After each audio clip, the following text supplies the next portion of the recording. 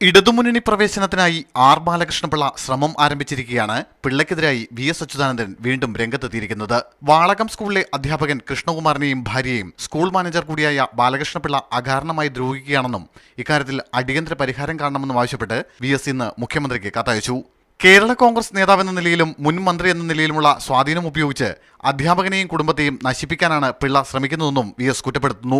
മുൻപ് ക്രൂരമായ ആക്രമണത്തിനിരയായ അധ്യാപകനെ ജോലി ചെയ്യാനും ജീവിക്കാനും അനുവദിക്കാതെ ബാലകൃഷ്ണപിള്ള ദ്രോഹിക്കുകയാണ്. അധ്യാപക ദമ്പതികളുടെ കുടുംബത്തിനും ജോലിക്കും സംരക്ഷണം നൽകാൻ മുഖ്യമന്ത്രി അടിയന്തരമായി ഇടപെടണമെന്നും വി.എസ്. അച്യുതാനന്ദൻ ആവശ്യപ്പെട്ടിട്ടുണ്ട്. മുൻപ് ഇടമലയാർ കേസിൽ വി.എസ്. നടത്തിയ നിയമയുദ്ധങ്ങളായിരുന്നു ബാലകൃഷ്ണപിള്ളയെ ജയിലിലെത്തിച്ചത്. തുടർന്ന് വി.എസിനെതിരെ രൂക്ഷ വിമർശനങ്ങളുമായി പിള്ളയും മകൻ ഗണേഷ് കുമാറും രംഗത്തെത്തുകയും ചെയ്തിരുന്നു. എന്നാൽ യു.ഡി.എഫിൽ നിന്നും പുറത്തായ ബാലകൃഷ്ണപിള്ള അരുവിക്കര ഉപതെരഞ്ഞെടുപ്പിൽ എൽ.ഡി.എഫിനു വേണ്ടി പ്രചാരണത്തിനിറങ്ങുകയും വി.എസിനൊപ്പം വേദി പങ്കിടുകയും ചെയ്തിരുന്നു. തുടർന്ന് ഇടതുമുന്നണി പ്രവേശനത്തിനായി പിള്ള ചരടുവലികൾ നടത്തുന്നതിനിടയിലാണ് വീണ്ടും വി.എസ്. പിള്ളയ്ക്കെതിരെ രംഗത്തെത്തിയിരിക്കുന്നത്.